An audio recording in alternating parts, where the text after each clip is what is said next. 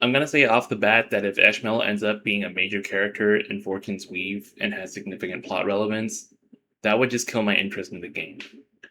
Current leading theory is that the white clothed character at the center of the game's key art is this game's avatar character.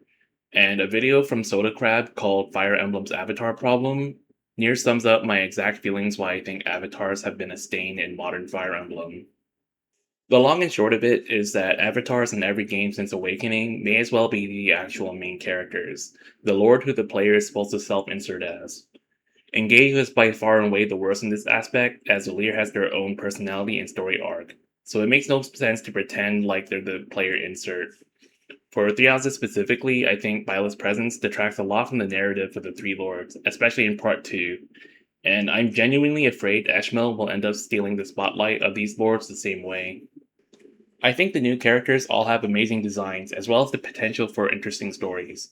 But if they all end up deferring to Eshmel for every major decision, like what happened with Byleth, then ultimately the story is no longer about these people forging their own paths, but rather just following the guidance of some all knowing god. What especially worries me is that Insys seems strangely wary of showing off Eshmel too, since even though they're the centerpiece of the key art, they show up unnamed for only a few seconds in the Nintendo Direct June trailer. We've also been getting Twitter drops introducing new characters, yet there still hasn't been so much of a whisper about Eshmel.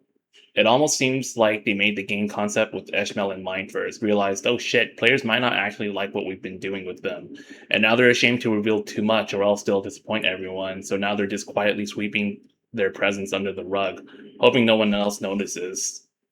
Just as a side rant, I'm also tired of the Lord Retainer dynamic that's been prevalent ever since Fates.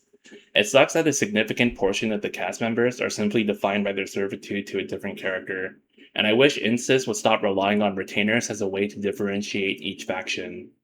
Yes, I know technically characters like Jagans and Christmas Calves are retainers to people like Marth and Roy in games like Shadow Dragon and Binding Blade, but their allegiance to their lord has never been their sole defining characteristic. Jagan and Marcus are old veterans. The Christmas Calves are rivals with contrasting personalities. Ultimately, these are all still their own people.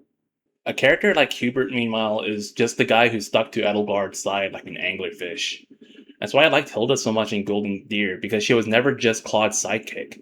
Yes, she steps up to become a major advisor in Part 2, but her loyalty to Claude is never her defining character trait, not unless you fight her in the other routes. But even then, it's more out of a personal choice than any sort of professional obligation. Anyway, all gripes aside, I do want to remain optimistic about Fortune's Weave. Each new bit of info we get about the game looks more and more promising, and if Eshmel is simply a character that exists on the side, I'll begrudgingly accept their presence.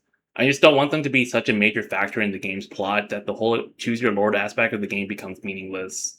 That's all I have to say. Peace out.